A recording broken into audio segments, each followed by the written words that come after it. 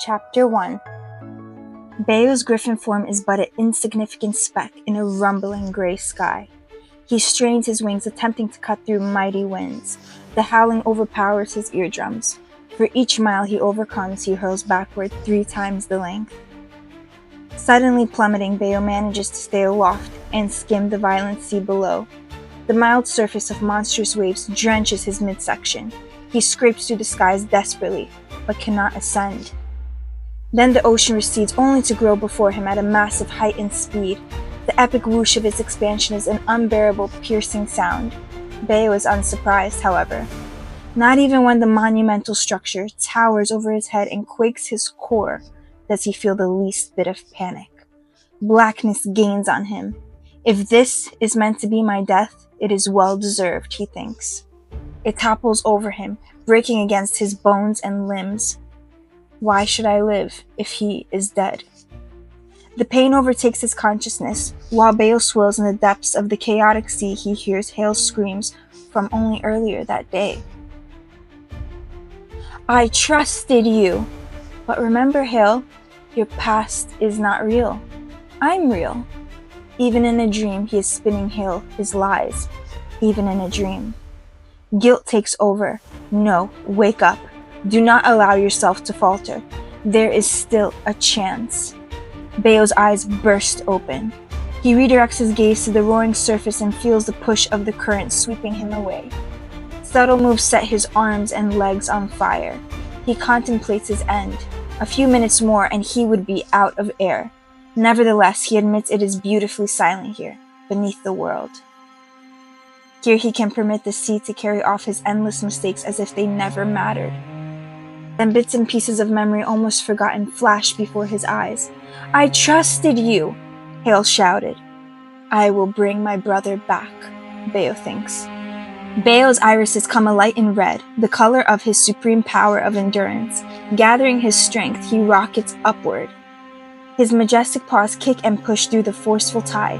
The blustery wind no longer seems to be a challenge. While bolts of lightning strike the ocean and heavy rain descends, Bayo pushes on, unfazed. Every bone, limb, muscle, and tendon work profusely despite the ache. I will bring him back. Peering through the downpour and fog, Bayo makes out a shadow of land. He allows himself a glint of hope.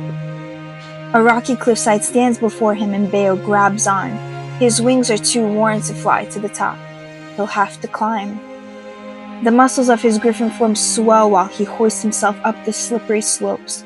Recklessly, he slams his paw against the rock until his claws latch on. He shrieks as the rock cuts through his skin, but there is no other way. Reaching the end of this jagged climb would feel like an accomplishment of a lifetime to most, but for Bayo, it is but another step closer to an ambiguous conclusion. Bayo transforms and collapses. The forest around him is but a blur, and the blood of his tattered body seeps to the ground. Fresh bruises mark his open skin. Each wound stings with sea salt, and yet he forces himself to his feet. Hale! He hoarsely bellows into the vacant woods. Bayo stumbles through the mighty terrain. The downpour is further blinding his sight, but he has no choice but to use his power of endurance to scope the land. Empty. But how could that be? He fell right here when the siren sang. Overcome with terror, Bayo sprints forward while calling Hale's name. Could the boys that have followed Hale have taken his body? Or perhaps Hale was strong enough to conquer the siren's voice? Bayo's mind races with disastrous thoughts he dares not wish to manifest. Hours pass. Hopelessly, Bayo's knees falter. Here lies the muddied Griffin King, weeping. 11 long years, finally in my arms, and now gone again. Bayo remains paralyzed in grief until the storm settles and the sludge beneath him clays, to which he gathers his wits and flies off. That was Chapter 1 of Hale the Prophet's Journal, Book 2 in the Hale series, written and read to you by me, the author and artist, J.K. Noble, and you are watching The Pen's Sorcery. I really hope you enjoyed that. Bayo is the villain of the Hale series, and as you could see from this short passage, he is very justified, he is very conflicted, he is very emotional. It appears as though he genuinely loves and cares for Hale, the main character, and wants his well-being. And that might actually be true, but there are a lot of things that Bayo will do that will confuse the reader, that will blur the lines between good and evil and make you wonder, is this guy really all that bad? And that's what I love about Bayo, is because he is so logical, and he is so, even though he's emotional at the appropriate time, at the appropriate times, he is also so logical in all of the things that he does, all of his actions. Even though you might think that they are evil, even though you might think he is corrupt, and he is, they are very well justified, and you will believe that he is doing everything for the right reasons.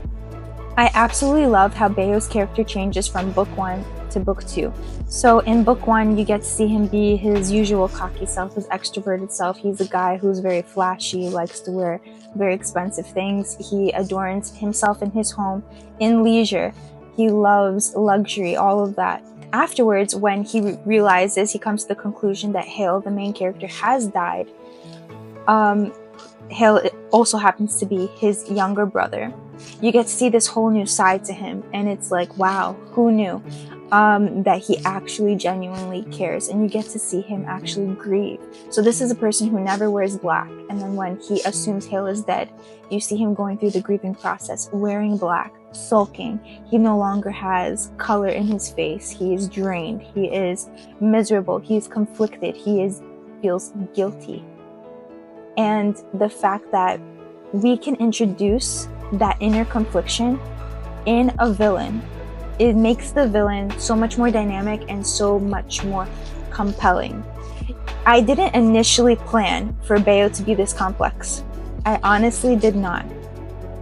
It was when I began writing through his perspective that it sort of took me on these paths and made me realize, yes, he is very, very, very complex. And he has all of these different sorts of emotions and feelings that go along with his very logical self. And he does genuinely care, but he is, in fact, twisted. So since we're on the topic of villains, a lot of people wonder too, what end can you justify a villain? Well, I'll tell you what is ultimately the difference between a hero and a villain, and this is it.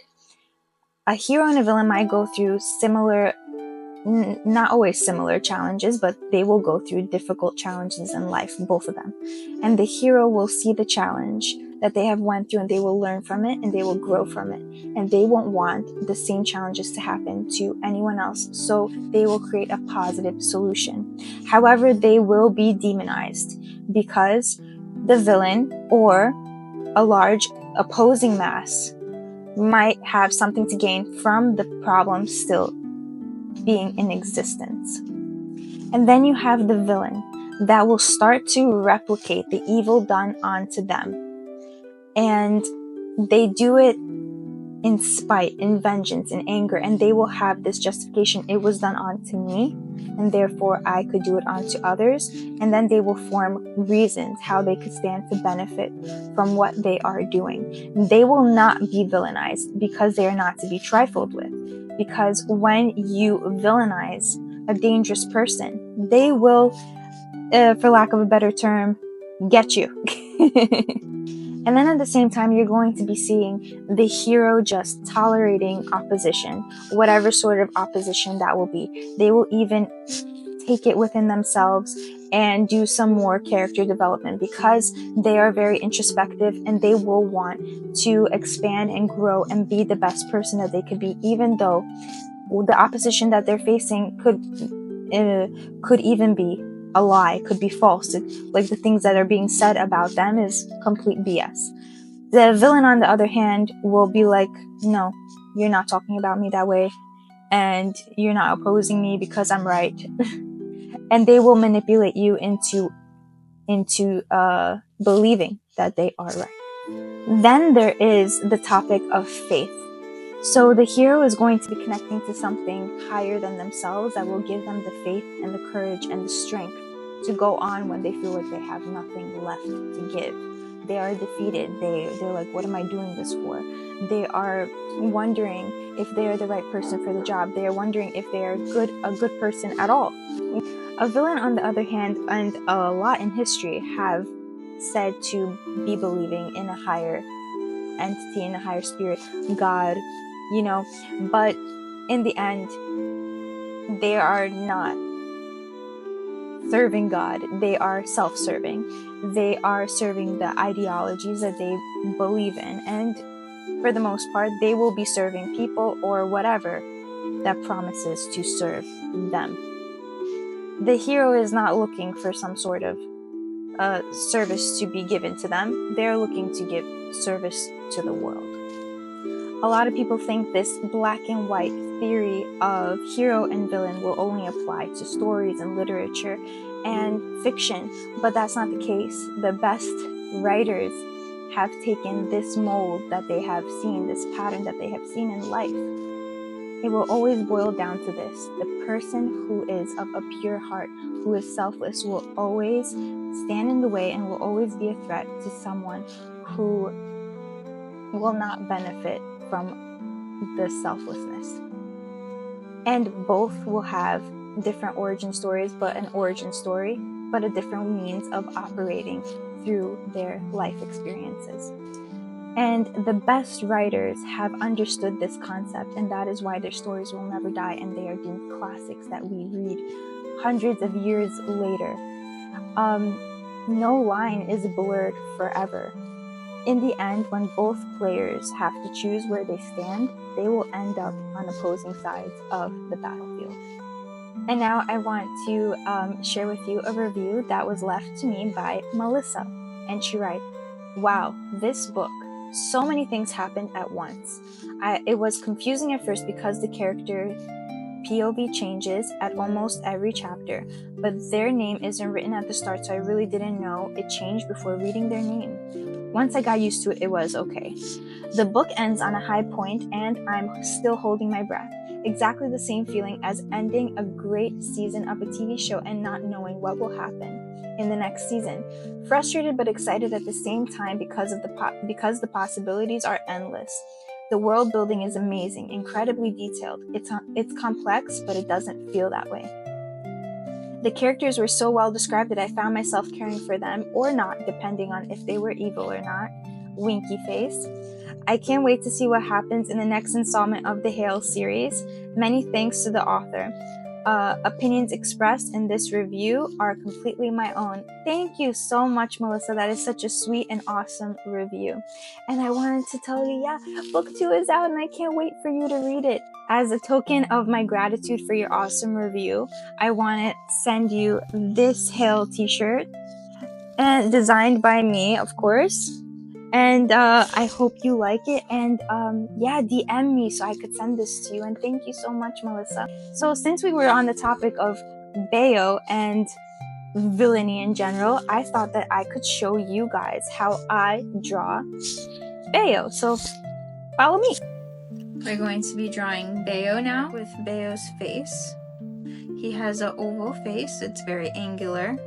He is about 30 years old, but perpetually 30 years old because he is immortal, and he has gotten his immortality at about 30 years old. I like to keep the ears simplistic. He does have angular eyebrows, not that he's an angry person, he just has this natural arch. And they're very thin, almost feminine. His eyes are very narrow. And I like to do narrow eyes for him because it reminds me of more like anime where they do these narrow eyes for men. It makes it more masculine and more mysterious, romantic even at times, whereas the girls are drawn with these big doe eyes. Depending on if they also want to make them sexy, their eyes will be more narrow. If you noticed.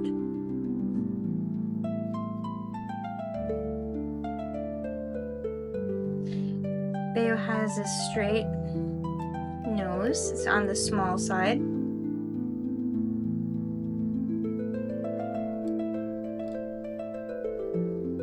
And a charismatic smile that could charm a snail. If that were possible, but if he needed to, he'd do it. And he'd do it with ease. I'm gonna give him a little jagged smile, because I noticed that in cartooning, you give more of a jagged smile to someone who's more wicked. And he's a villain, so the jagged smile is appropriate.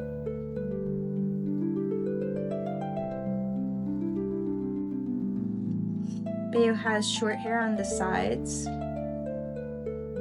and a bit longer hair on top.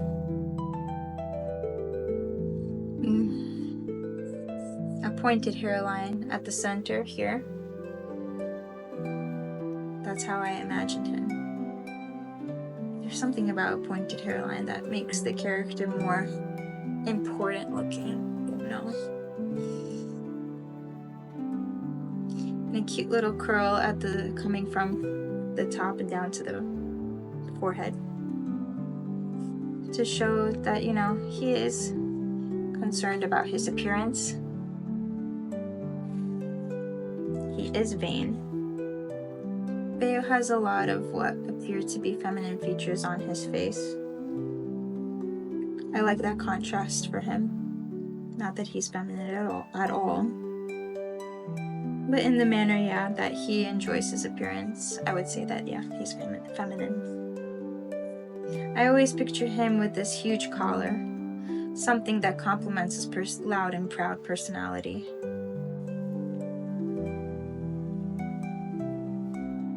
Shoulder pads in fantasy are like peanut butter and jelly. Not that you call them shoulder pads, but shoulder armor, maybe you would say. And Bayo would definitely be wearing this because it shows his authoritarian side. He is, of course, the leader of the Griffins,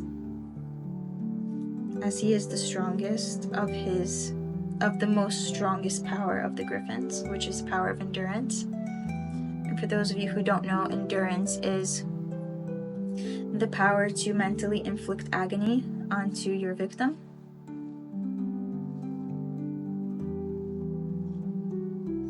So he is in fact the king of the Griffins, and he is married.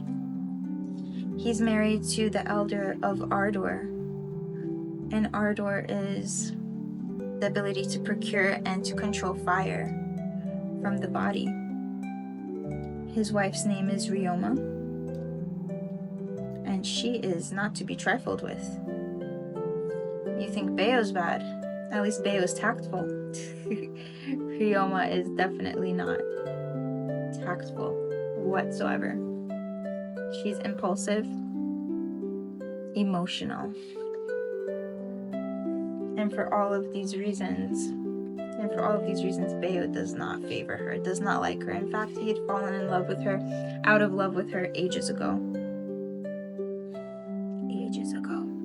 And it pisses Rioma off. Because they're still together, but they're not together. And she is always searching for his admiration, for his love, attention.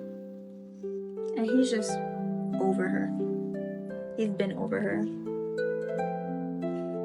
It's very ironic that he could just justify his actions even when they're not necessarily good, but he cannot ever justify hers. He has these delicate hands. Sort of ironic. Another thing that adds to the feminine aspect of him, his sort of delicate fingers. They're not very beefy. You always associate nice hands with someone who is someone who doesn't work with their hands for sure. And more big, meaty hands for someone who does work with their hands, someone who is labor intensive, which Bayo is not. He needs something done, he has someone do it for him.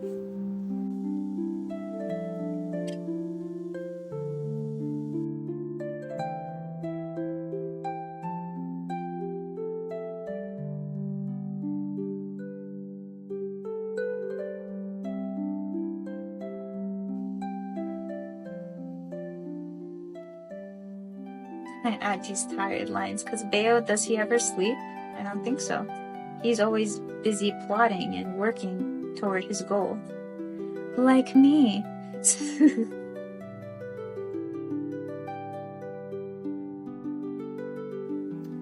When I first was writing about Bayo, and even when I was initially drawing him for the first time, I always had in mind James McAvoy from the movie Dr. Frankenstein, I think it's called. Or no, it was Victor Frankenstein. I love that movie so much. And a lot of their personality was just in tune with each other. So Victor Frankenstein, he is such a passionate guy, motivated because of his past traumas involving the death of his brother, whom he felt guilty for having died. And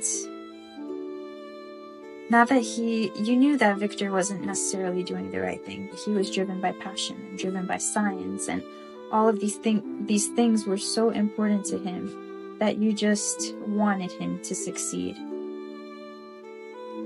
And it was very taboo, and not necessarily the right thing what he was doing, robbing graves, digging up dead people, sewing them together, creating a monster, and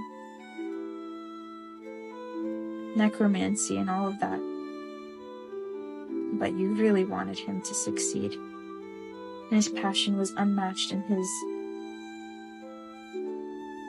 dedication was unmatched. And you really felt for the fact that he had pure intentions for something so nonsensical.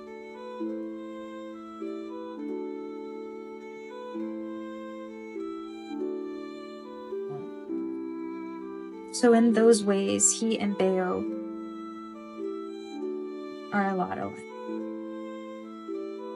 Of course, I don't think Bayo looks like James McAvoy. He did initially in my mind, for the reason of this movie solely. Since I've been developing him over the years, especially with my drawings, and I've had so many different versions of Bayo drawings, my gosh. So many, and I didn't know which one I would end up with. That it was very frustrating to me. I finally came up with this one, and it fits, I feel it fits the best for him. I mean, look at him. Handsome, mysterious, charismatic, a little sick and twisted. You could see it all on his face. He's a doer, that's for sure. He's also a thinker. That's what I like about him. When you add a lot of black to a very thin line art and you make thin and thick lines, it adds so much drama to the piece. And if it's a character that you're drawing and you're adding all of this black, and they're not entirely in the light, that just hints about their character and who they may be. It could be showcasing or hinting that they're hiding something.